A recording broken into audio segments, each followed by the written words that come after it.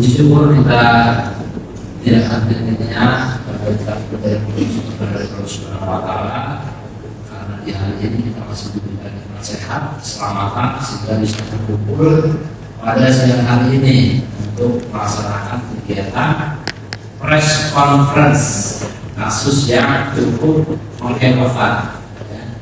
Hebohkan, kasus viral yang mengundang banyak pertanyaan dari rekan-rekan media. Ya, kasus yang awalnya sama-sama kita tahunya kasus perampokan, ya, kejadian pencurian dengan kekerasan. Namun setelah sudah dilakukan penyidikan, ternyata kasusnya berbeda. Baik, kita mulai saja ya.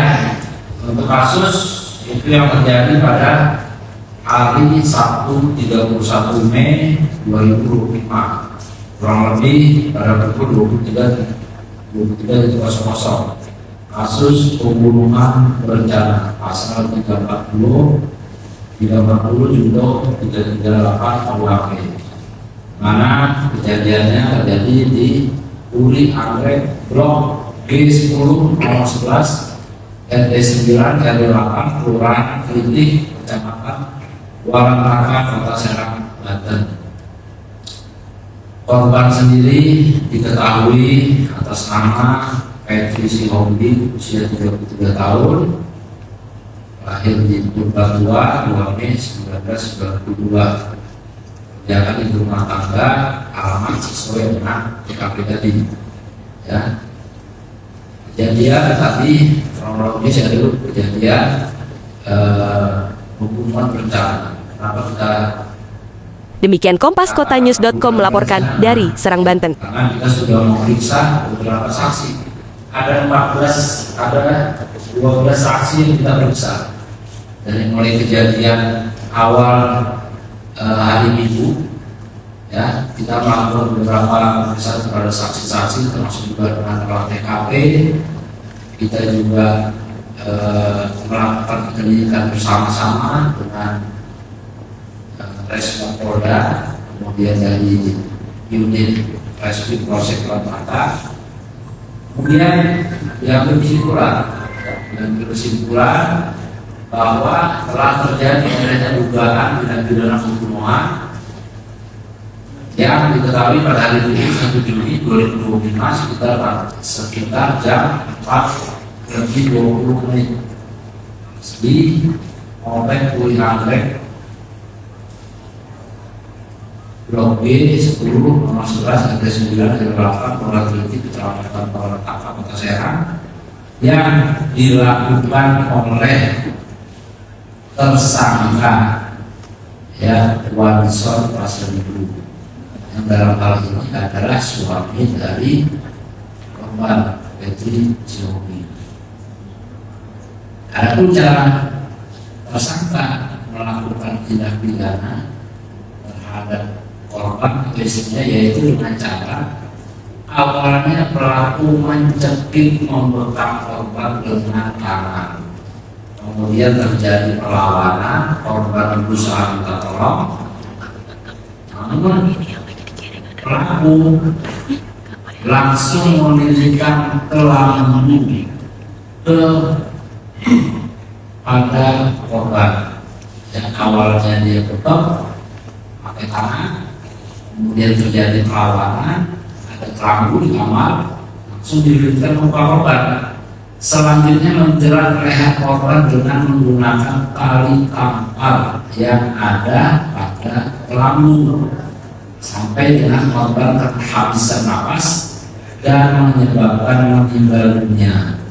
Kemudian tali yang sudah diikat leher diikat ke teralis jendela kamar sehingga leher korban tergantung di jendela, ya, karena memang hasil dari otopsi ditemukan bekas jebatan di leher. Setelah itu, setelah korban sudah benar-benar lemas, dipastikan meninggal dunia, kemudian korban dan kaki korban diikat dengan kabel tis, kabel plastik, jadi dibuat seolah-olah bahwa dia terikat antara medis. Setelah korban dipastikan meninggal dunia, tersangka memulai untuk membuat rekayasa seolah-olah terjadi kejadian pencurian dengan kekerasan yang menyebabkan meninggalnya istri dari korban. Jadi memang direkayasa. Ya. Nah, bagaimana kronologis penangkapannya? Ya. Kronologis penangkapan setelah penyidik Satreskrim Polres di Resmob di Treskrimum Polda Banten dan unit Treskrim Polsek ya memeriksa beberapa saksi. Tadi kemudian disimpulkan ada juga keterangan-keterangan dan barang bukti yang mendapatkan hasil dari olah TKP.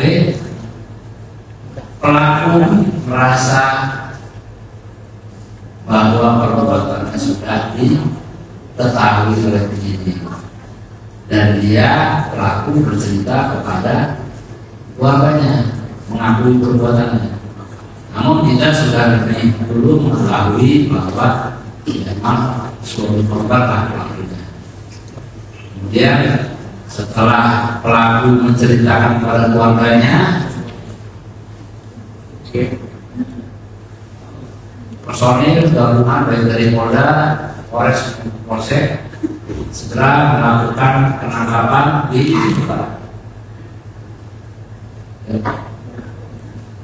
daerah Palu.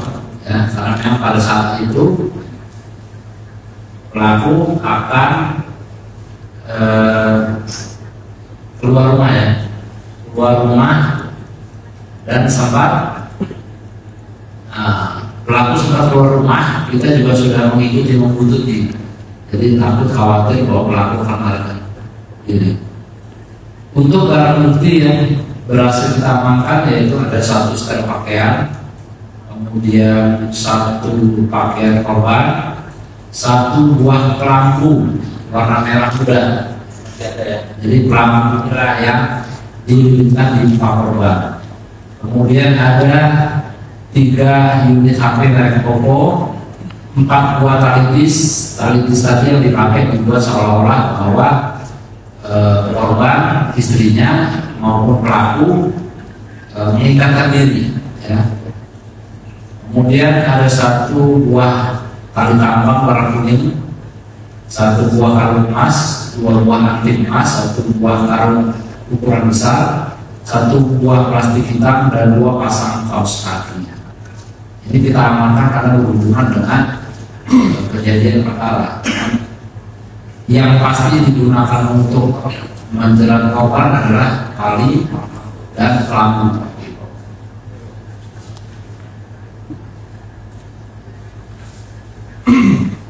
Barang bukti juga ada 1 buah bencong. Ini kenapa kita amankan karena bencongnya digunakan untuk membuat seolah-olah bahwa rumah korban dijebol dari belakang. Nanti juga dengan 1 buah obeng, ada 1 buah tak, 1 buah ulekan. Kenapa ini kita ambil? Karena ulekan ini dipakai muka pelaku, dibuat seolah-olah bahwa dia dipukul oleh kawanan pencuri. Untuk tersangka sendiri inisialnya WP, ya untuk saya sebutkan aja wali Pasar Ibu, umur 30 tahun, kelahiran di Tasoy Padomuan 20 November 1993, pekerjaan karyawan swasta, ya atau debt collector, alamat sesuai dengan alamat korban atau alamat TKP. Untuk motif, nah ini perlu saya sampaikan kepada media sekalian ya. Untuk motif juga sudah terjawab bahwa pelaku sudah tidak cinta dengan istrinya lagi karena pelaku diketahui mempunyai hubungan dengan wanita lain dan wanita tersebut masuk dalam daftar para saksi yang kita ambil keterangan. Dari situlah kita menemukan motif ya, kenapa pelaku menghabisi istrinya, karena pelaku berkeinginan untuk menikahi wanita lain, ya.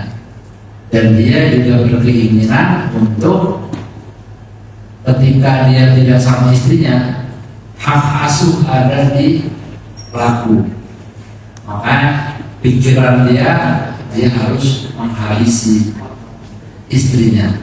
Ketika istrinya dia bercerai, otomatis hak asuh pasti akan jatuh ke anak istrinya. Terjawab ya rekan-rekan ya. Jadi motifnya itu alasan kenapa pelaku menghabisi nyawa istrinya. Untuk pasal yang kita persangkakan tadi sudah saya sebutkan, pasal 340 KUHP juga 338 KUHP terkait dengan tindak pidana pembunuhan berencana dan pembunuhan dan ancaman hukuman pidana paling lama 20 tahun penjara. Oke, sampai di sini ada yang ditanyakan? Oke, baik. Sekarang mana saya?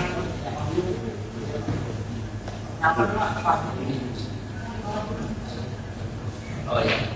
Oke, saya rawat ya. Tadi pekerjaannya pelaku itu karyawan swasta bergerak di bidang operasi simpan pinjam di daerah Bayan. Ya, bisa rawat ya. Pada kolektor tapi operasi simpan pinjam. Baik, lanjut. Pertanyaan? Ya, Cik Pak Faris hadir dari Kalimantan. Ya, Pak, ini kan banyak yang pertanyaan yang bahwa pelaku ini kan sempat katanya kan pengen narasi karantina, terus juga dalam karantina. Ya. Banyak juga publik yang mempertanyakan bagaimana sih pelaku itu bisa masuk ke dalam karantina atau mungkin seperti apa Bang? Dan kemudian saat ini anaknya seperti apa Pak? Apa namanya? Saat kejadian itu seperti apa Pak? Oke. Atau melihat atau seperti apa? Baik, saya jelaskan ya. Ini berdasarkan hasil dari penyelidikan dan pengambilan keterangan dari pelaku, ya, bahwa di malam kejadian anaknya ada 2 orang, ya, 7 dan 5 tahun itu posisinya sedang tidur di kamar sebelah. Posisinya memang sedang tertidur, tidak mendengar dan tidak melihat apa-apa. Jadi spekulasi yang ada di media saya lihat juga katanya anaknya mendengar bahwa ada terjadi keributan, ada terjadi perampokan segala macam. Itu sudah terbantahkan oleh keterangan dari pelaku, bahkan juga dari anaknya. Dari anaknya juga bahwa memang anaknya pada saat kejadian itu sedang tertidur, ya, jadi tidak mendengar kejadian. Terus bagaimana pelaku bisa mengarungi dirinya, ya, atau membungkus dirinya seolah-olah dia menjadi pelaku, menjadi korban dari perampokan atau pencurian dengan kekerasan. Itu dengan cara nanti kita praktekkan saja ya, biar rekan-rekan biar puas, biar lihat, ya. Karena saya juga tadinya awalnya berpikir gimana ceritanya, tapi faktanya dia bisa menutup dirinya dengan karung, ya, kemudian tali-talinya itu ditaruh di bawahnya. Dia dengan posisi jongkok, setelah mengarungi dirinya dia tutup, dia tali, dia ikat kakinya dan tangannya. Itu bisa. Nah, ini buat menjawab. Jadi daripada saya nanti yang ini, lebih bagus pelaku yang mempraktekkan bagaimana. Karena kita juga mencoba mereka kembali apa keterangan dari dia dengan apa yang terjadi di TKP. Bisa dipahami ya, rekan-rekan ya. Jadi untuk saat ini dalam posisi anak ada dalam pengawasan keluarga pelaku, keluarga korban, ada dengan keluarga korban atau istrinya.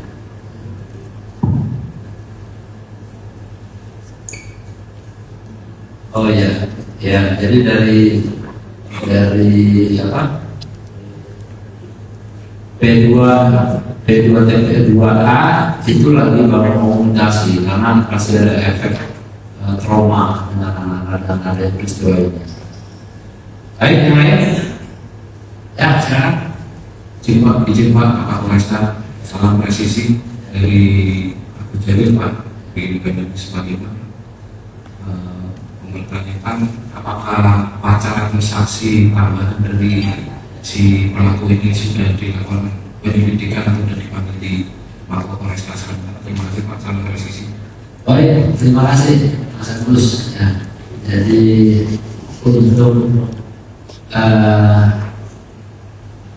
pacar atau wanita idaman lain dari pelaku tentunya sudah kita ambil keterangan dan kita juga sudah melihat tim percakapan sejauh apa hubungan antara saksi, ya, saksi yang tadi menjadi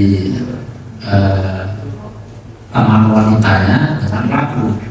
Nah, tadi kita lihat dari motifnya tadi, pelaku ingin menikahi pacarnya. Nah, makanya dia punya niat berencana untuk menghabisi nyawa istrinya. Karena ketika dia hanya cerai, tentunya hak asuh akan jatuh pada istrinya.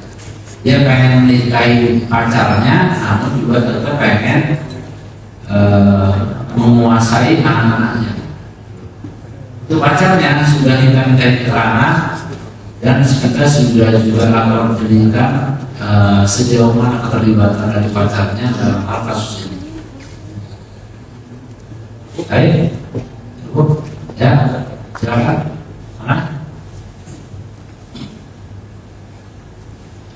Izin Pak, saya juga dari kumparan.com. Izin bertanya terkait soal pemicu si pelaku akhirnya membunuh istrinya itu kan sebenarnya sempat disampaikan ada dugaan perselingkuhan. Tapi maksudnya sempat terlibat cekcok dulu kah atau memang kenapa akhirnya dia sampai membunuh itu karena diketahuan kan dari mungkin dari pesan WhatsApp atau apa gitu kan, sehingga dia akhirnya melakukan pembunuhan atau memang seperti apa kejadiannya? Mungkin itu aja Pak, terima kasih. Oke, baik. Jadi memang korban sudah sempat mengetahui ada hubungan suaminya dengan wanita lain. Namun di malam kejadian, ya, itu tidak ada pertikaian yang mereka sehingga memicu keributan yang membuat akhirnya pelaku menghabisi nyawa korban.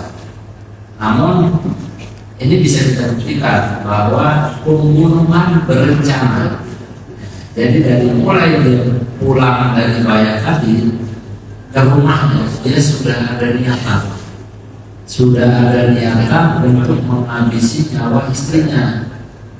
Ini diperoleh keterangan bahwa ada kabel tis yang sengaja ketika dia tidur bersama dengan istrinya, dia sudah ada niatan untuk menjerat leher istrinya dalam keadaan tertidur. Namun ternyata istrinya terbangun dan melawan. Jadi kalau percekcokan tidak ada, karena di malam itu juga korban dan pelaku sempat berhubungan suami istri. Jadi untuk keributan cekcok malam itu tidak ada. Ya, jadi seperti biasa dia membuat rekayasa biar seolah-olah tetap hubungannya harmonis, ya. Dan memang kita tanyakan juga dengan pelaku, memang dia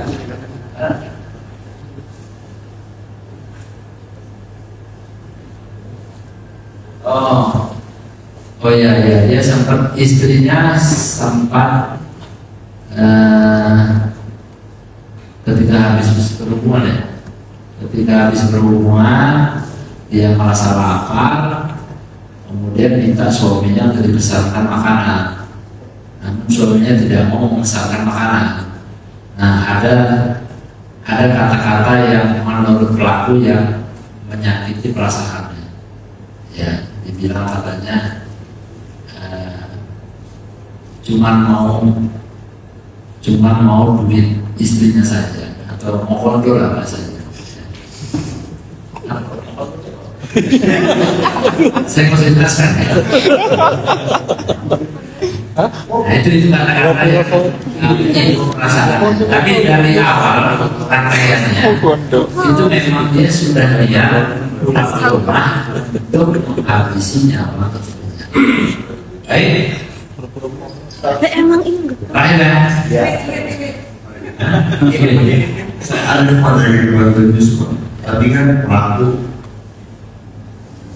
merencanakan dan tidak ada pengaruh obat-obatan yang sifat sebelum melakukan tindakan pembunuhan. Seperti apa? Tidak ada mas. Jadi memang pelaku melakukan tindakannya itu atas dasar kesadarannya. Karena memang dia sadar dan dia sudah berniat. Karena di rumah itu memang ada kabetis, di rumah itu memang ada karung, ya. Di rumah itu memang ada alat-alat yang bisa dia gunakan untuk merekayasa seolah-olah peristiwa malam itu peristiwa pencurian dengan kekerasan. Itu sudah diniatkan. Baik, cukup ya. Izin Pak, Satu lagi. Izin saya baca dari jpn.com. Pak, tadi kan dijelaskan bahwasanya ini ada orang ketiga dari rumah tangganya. Nah, tadi juga sudah diperiksa oleh kepolisian untuk pacarnya. Pak, ada ininya keterlibatan dalam arti ancaman dari pacar itu ingin diseriusi atau gimana gitu untuk menekan si pelaku agar dia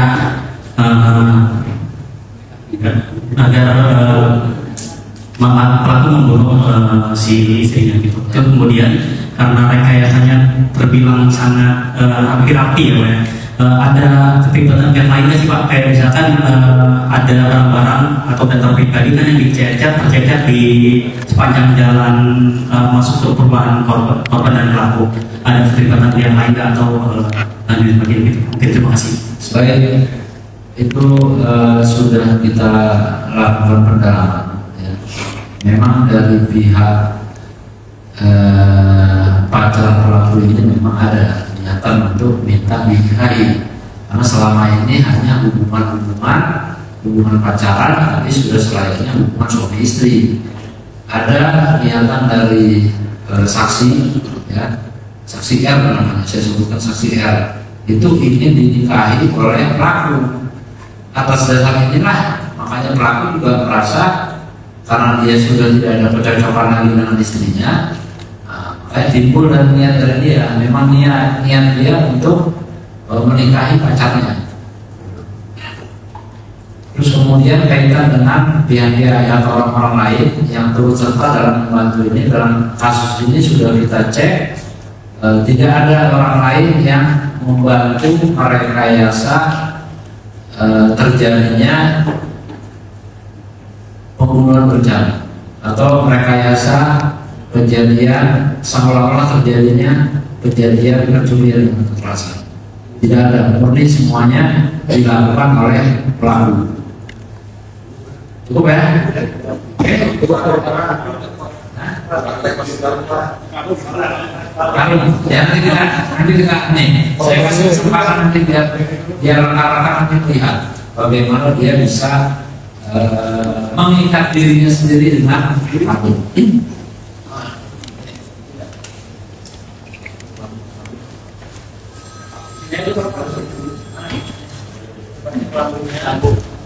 Yang menggerak itu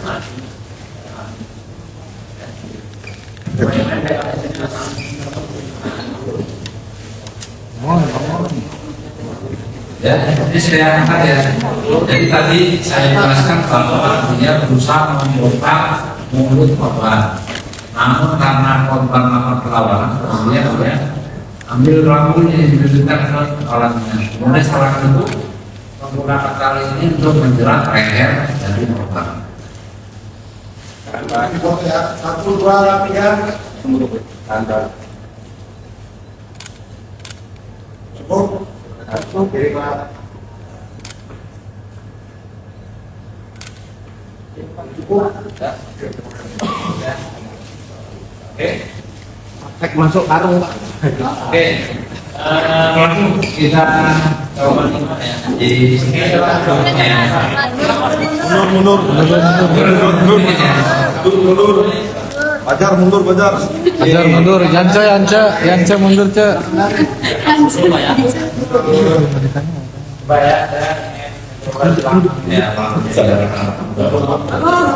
Oh, nggak kelihatan. Yance mundur dulu. Biar kelihatan pakai Andre. Mundur. Mundur mau ditarik. Saudara pelaku apakah benar sudah melakukan pembunuhan yang sangat terhadap korban atau istilah itu? Atas dasar apa pelaku berniat menghabisi nyawa korban? Selama ini istri saya sudah pernah saya berhubungan badan. Saya kebetulan selingkuh, istri saya terus berkatanya terus Pak, saya nggak bisa sama sekali, saya nggak bisa. Berkatanya terus Pak, mengenai saya sama suami orang terus. Ya, jadi pelaku ini sakit hati dengan istrinya, masalahnya tidak dilayani, kemudian ada perkataan yang menyinggung perasaannya. Jadi benar memang ada niatan untuk menikahi pacar yang insyaallah. Ada ya. Terus apakah ada orang lain yang membantu saudara dalam hal tindakan menghabisi nyawa korban? Ada pihak lain? Tidak ada. Tidak ada ya? Tidak ada. Jadi memang sendiri ya? Iya. Oke. Apakah pelaku bisa mempraktekkan bagaimana pelaku merekayasa seolah-olah pelaku ini menjadi korban dari pencurian dan dilakukan penyekapan oleh para pelaku? Bisa? Iya. Bisa. Iya Pak. Ini dari mana? Ini punya ide dari mana? Membuat seolah-olah terjadi kasus perampokan terasa, beneran terasa. Bukti pikiran aja Pak. Jadi pas malam itu kita sudah korban sudah meninggal, baru terpikir ya. Karena saya sudah panik Pak. Hah? Karena saya sudah panik, jadi saya mereka jasa Pak. Oke, baik, udah ya. Baik, coba dipraktekkan gimana? Coba. Diam. Ini karung ada di rumah. Tuh dia tuh. Semua barang ada di rumah ya. Termasuk habis. Bawa petir tuh. Apa yang buat ngikut tali kainnya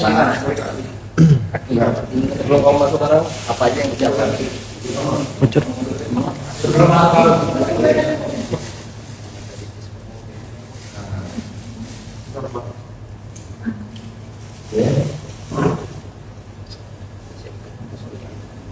Ini buat dimasukin dulu ya. Ini bentar dulu. Ini seolah-olah belum terikat ke sini kan? Ya, ini dia buat simpul. Ya, ini bisa ditarik sama dia. Dari dalam. Ya. Kamu bawa lagi. Jadi dia dibuat sini, dia dari dalam dia menarik. Ya.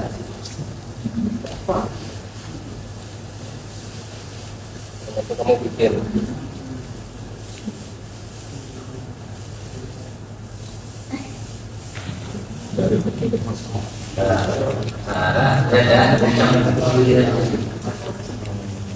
Terus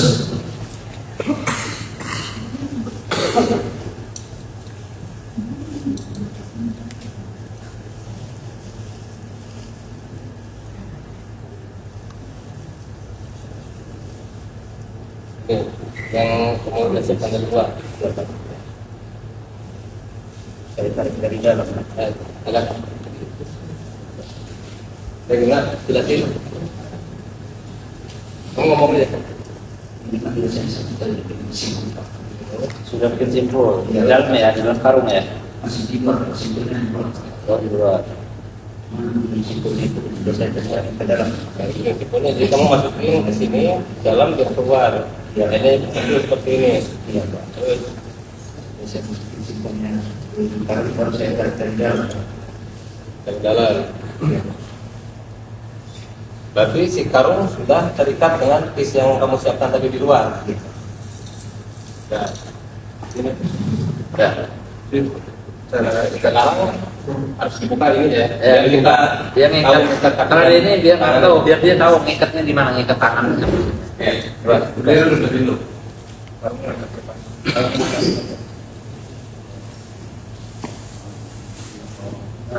Kamu posisi gini, ngikat Jadi kan posisinya tadi di dalam kan, di dalam kan kita siapin. Yang di dalam itu ini apa ini kan. Nah sekarang praktekin cara mengikat kamu kaki, tangan. ya, dilihat ya. Jadi di sini ikatkan diri. Ini posisi dalam karung.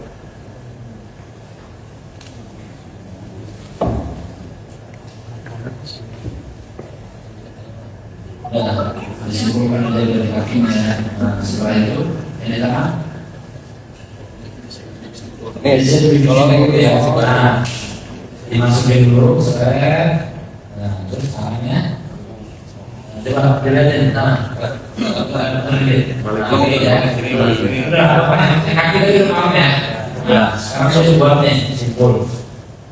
Kalau di sini tidak ada tali kuat, tidak bisa dipasang nih. Nah, tinggal cari seret. Nah, seperti itu. Biar kencengnya gimana? Biar kencengnya gimana? Nah, setelah dia, akhirnya kan ikat ya. Setelah itu kamu tidur penting. Setelah itu langsung posisi.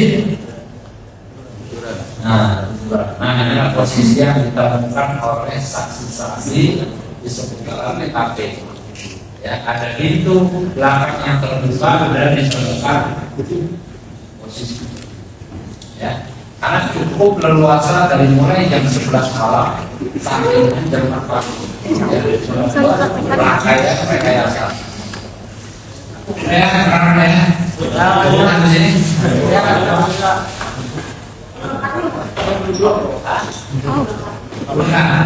Oh ya, kamu berusaha membuat ada luka di kepala. Ada cara apa? Belum apa?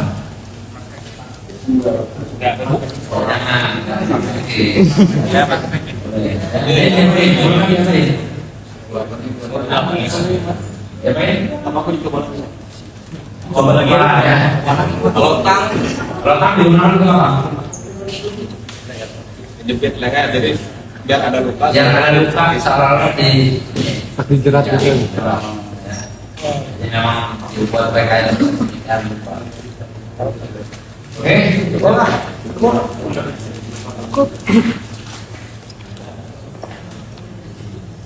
untuk pelaku sendiri menyesal nggak sudah melakukan perbuatan? Misal ya. Ya, saya sebenarnya pengen bersama dengan anak-anak ya.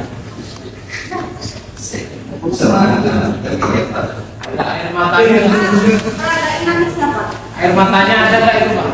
Kayak itu Cuma istri saya kan pernah dengan saya tidur, makanya saya sedih.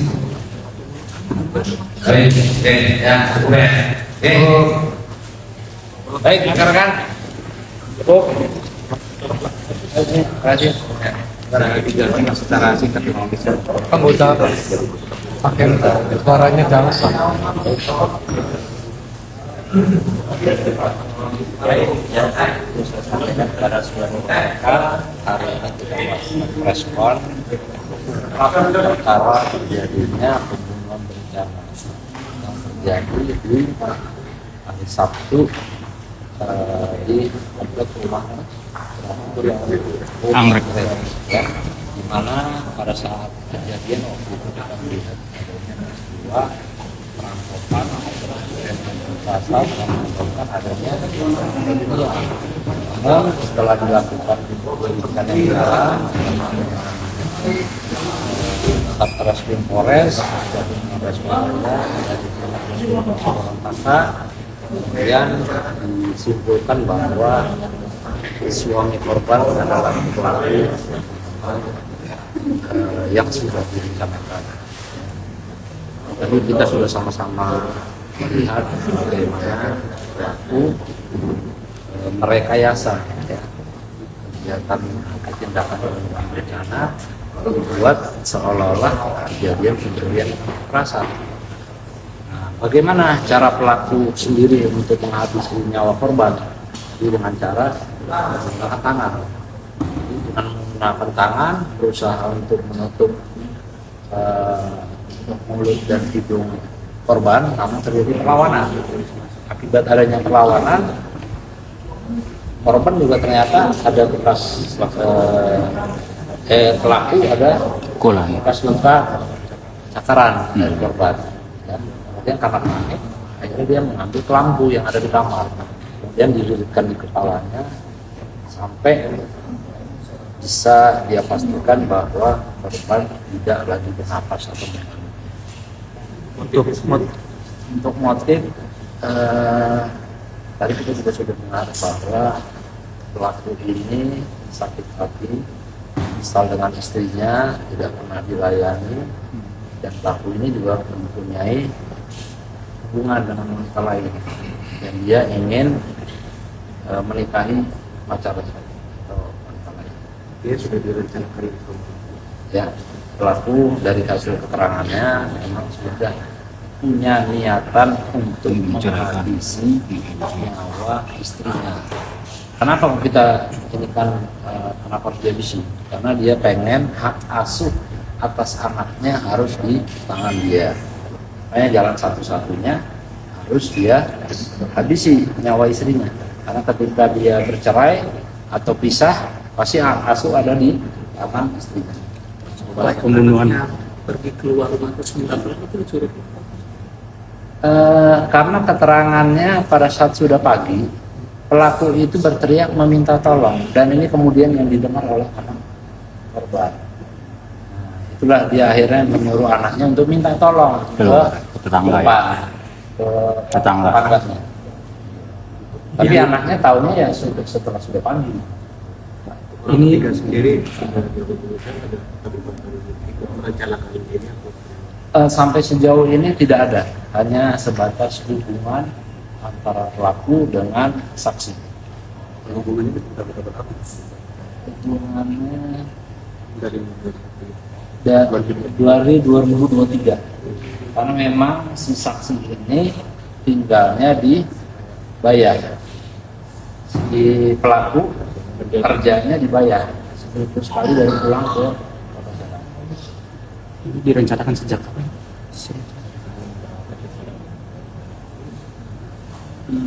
Berarti hari itu ya, hari Sabtu ya. Hari Sabtu itu direncanakan dari Bayah untuk pulang ke Kota Serang. Dia sudah punya niatan untuk menghabisi nyawa istrinya. Ancaman hukumannya paling lama 20 bisa hukuman seumur hidup, hukuman mati, 20 tahun penjara. Ya? Apa?